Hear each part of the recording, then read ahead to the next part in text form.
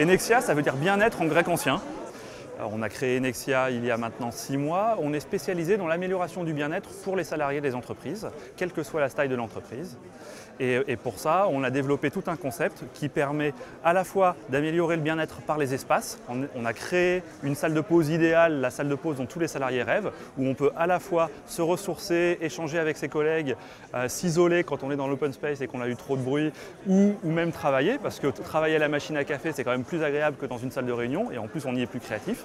Et derrière, on met en place une personne qui est chargée de créer du lien entre les salariés en organisant des animations tous les mois et en aidant les salariés à résoudre tous leurs petits problèmes quotidiens, un problème de voiture, un problème familial, un problème psychologique, un problème de feuille d'impôt. Et donc on a quelqu'un qui est là pour aider les salariés à être mieux dans leur peau, mieux dans leur travail et forcément toute l'entreprise gagne à ce type de démarche.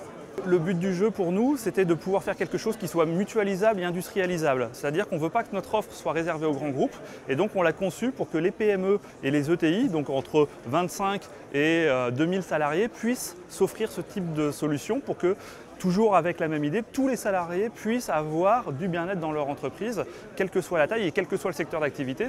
C'est pour ça aussi qu'aujourd'hui, on est focalisé sur les industries et sur le tertiaire qui sont des métiers où le travail n'est pas toujours hyper facile et pas toujours hyper valorisant et donc l'entreprise se doit d'apporter autre chose à ses salariés et le bien-être et les solutions d'Enexia permettent cela.